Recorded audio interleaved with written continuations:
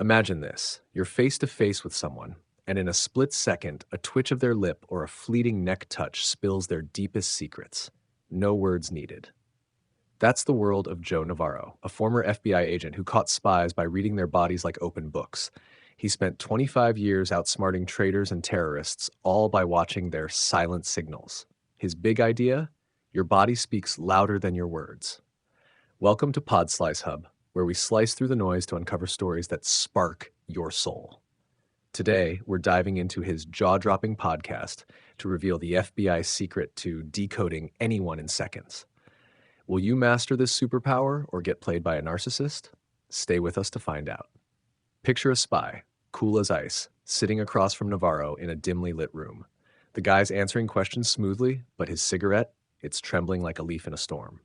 That tiny shake led Navarro to unravel a traitor who sold U.S. nuclear codes to the Soviets. He says our bodies can't lie.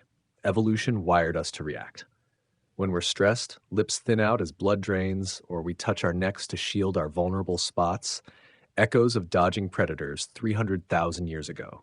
Navarro learned to spot these cues, like a furrowed brow signaling doubt, to read intentions faster than any lie detector. Here at Podslice Hub, we're hooked. It's like Navarro's giving us a cheat code to human emotions. Imagine catching a friend's discomfort in a glance or sizing up a boss's confidence. But could a neck touch in Japan mean something else than in New York? Cultural quirks might muddy the waters. What do you think? Can body language ever lie? Navarro wasn't born a confident FBI agent. He was a kid from Cuba, fleeing with nothing but dreams. Yet he became a spy catcher by building confidence like a muscle. His trick? Start small. Master one thing, maybe tying the perfect knot or nailing a recipe. That tiny win sparks a fire. The FBI taught him to amplify it. Lower your voice, steeple your fingers like a CEO, and suddenly you're commanding the room. He even noticed legends like Steve Jobs using these moves to own the stage. We're all in on this. Navarro's proof that confidence isn't a gift, it's a grind, and anyone can start small. It's empowering, like leveling up in a game. But what if you're stuck under a toxic boss who crushes every spark? Navarro doesn't dig into how to build confidence when the world's against you. Maybe it's about stealth, faking it till you escape. Ever tried that? Now, imagine Navarro facing a hardened spy, the kind who'd sell secrets and sleep like a baby. His weapon? Controlling the clock. When the spy rushed him, Navarro slowed it down, scribbling notes, offering water, even sitting an inch higher to subtly dominate. It worked. The spy cracked. Navarro says negotiations are about silent power. Tilt your head to show you're listening and people open up. Pause before answering, and you own the room.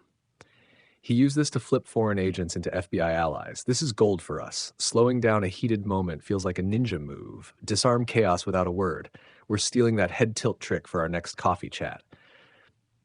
But could sitting higher in a casual meeting make you look like you're trying too hard? And overusing that head tilt, might it scream fake? What's your go-to negotiation hack? Navarro once tracked a spy with a genius IQ and a narcissist's heart. Charming, ruthless, and loyal only to himself. The guy nearly sank the U.S. with his betrayal. Navarro says narcissists, just 2% of us, but 22% of CEOs, are emotional landmines. They hype themselves, trash others, and lie while demanding truth. His advice? Run. Don't try to fix them. They'll drain your soul, maybe even your health. If you're stuck, limit exposure and guard your heart. This hits home.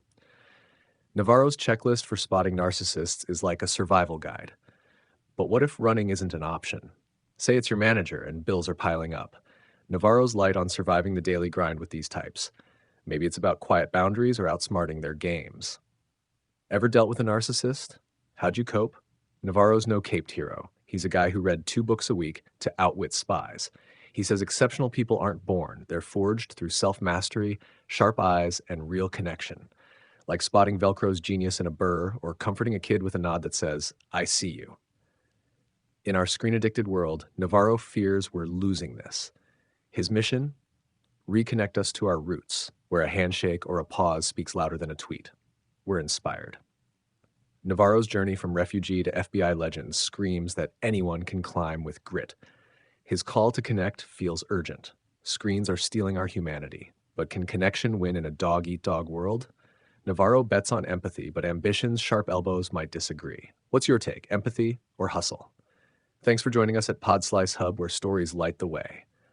Navarro's FBI secret: decode bodies, build confidence, and connect deeply. Which tricks got you buzzing? The head tilt or dodging narcissists? Drop it in the comments and dive into the full podcast on Podslice Hub, links below. Subscribe to keep slicing through life's big ideas with us, and let's decode the world together. See you next time.